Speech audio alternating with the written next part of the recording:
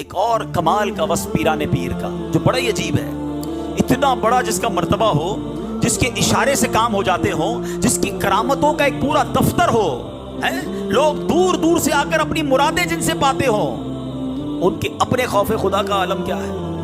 کہ آپ کے بارے میں آتا ہے کہ ایک بار آپ طواف ہو رہا تھا، خانہ کعبہ کا طواف ہو رہا ہے، اور وہاں لوگوں نے دیکھا کہ ایک شخص ہے جو کعبے کی دیوار کو پکڑ کر لپٹ کر زاروں کتار رو رہا ہے اور یہ دعا کر رہا ہے کہ اے اللہ، اگر میرے اعمال تیری بارگاہ کے لائق نہیں تو بروز قیامت مجھے اندھا اٹھانا۔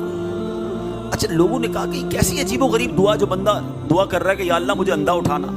تھوڑی دیر ہوئی، جب بار بار وہ روتے روتے دعا کر رہا تھا تو لوگوں نے کہا اے شیخ، آپ کیوں یہ دعا کر رہے ہیں؟ تو کہا میں اس لیے دعا کر رہا ہوں کہ اگر اللہ پاک نے مجھے معاف نہ کیا تو میں قیامت کے دن شرمندہ ہو جاؤں، اللہ کے نیک بندوں کے سامنے میرے گناہ کھلیں گے تو میں کیسے چہرہ دکھاؤں گا، اس لیے دعا کر رہا ہوں میں اندھا اٹھوں۔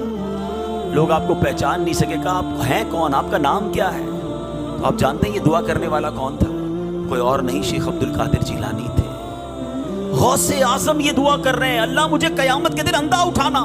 اتنا خوف، ہم ایک حج کر لیں تو لگتا ہے جنت کا ٹکٹ بک کرا لیا، مسجد میں پیسے دیے تو اب خیر ہی خیر ہے، اب تو مسئلہ ہی کوئی نہیں ہے۔ یہ سمجھنا ہے کہ الایمان بین الخوف والرجاء، ایمان خوف اور امید کے درمیان شے کا نام ہے۔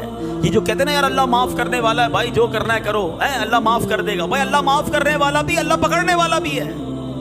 نا امید بھی نہیں ہونا ہے مگر بے خوف بھی نہیں ہونا ہے۔ آج ہم جیسے گناہگار میں کون ہے جس کو فکر ہے کہ میں ایمان لے کر جاؤں گا کہ نہیں؟ کون دعا کرتا ہے؟ شیطان آخری وقت تک کوشش کرتا ہے کہ بندے کا ایمان چھین لے اور یہ بے ایمان قبر میں جائے، مگر nobody have worry about ایمان، خیال فکر ہی نہیں ہے۔ حالانکہ اللہ کے حبیب علیہ الصلوۃ والسلام کی یہ دعا ہے، اے دلوں کو پھیرنے والے، میرے دل کو اپنے دین پر ثابت قدمی عطا فرما۔ کہو آمین۔